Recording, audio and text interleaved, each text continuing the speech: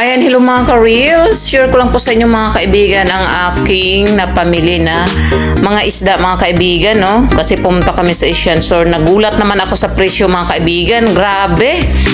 Lalo na itong bangus na ito mga kaibigan. Wala kasing price. Kaya ako naman, tawag nito, kuha lang ng kuha. Pero yung bangus na to, dambuhalang bangus mga kaibigan. Nagulat na lang ako sa resibo mga kaibigan. $25 ang isa. Oh my God. Ayan mga kaibigan, oh. Ito mga kaibigan, oh. Ayan. Nagulat ako sa presyo mga kaibigan. $25 ang isang piraso. Ay, Diyos ko mga kaibigan. Parang gusto, ano rin yan, kulang 1,300 mahigit ang isang piraso.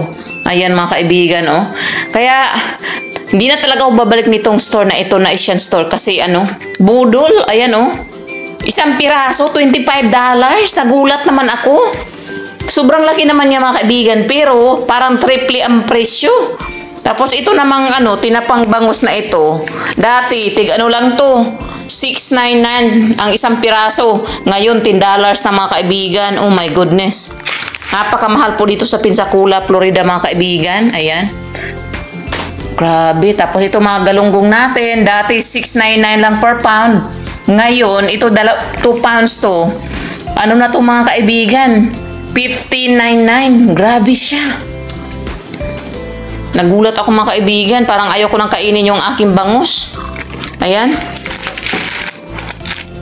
Parang ayaw ko nang kainin yung ating bangus mga kaibigan. Pero sabi ni Habi, dahil birthday mo naman, okay lang. Ayan.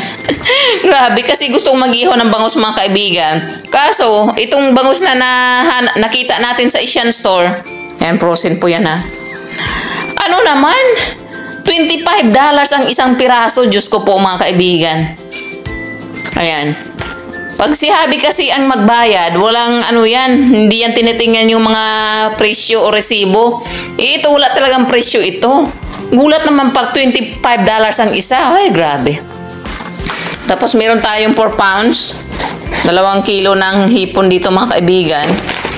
Birthday kasi natin sa Lunes. Bukas. Ayan. Malalaki ito mga kaibigan. Frozen shrimp. Gusto ko kasi na-miss ko yung ano, may tawag nito, may ulo na hipon.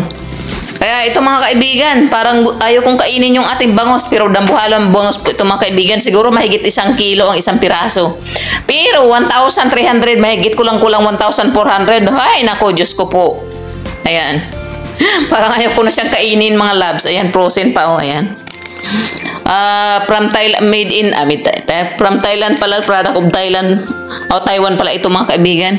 So hanggang dito na lang, no? Share ko lang po sa inyo mga kaibigan. Ayan. Learn mistake mga kaibigan. Pag walang presyo, wag bilhin o wag kukunin. Ayan. Pero dahil birthday nga natin, ha, napasubo tayo sa isang bangus nga 1,000, kulang-kulang 1,400 isang piraso. Diyos ko. Ito mga kaibigan, kulang-kulang to ano. Kulang-kulang 2,000 mahigit. 2,600 mahigit ang dalawang bangus. Oh my goodness. Naluho ka naman ako.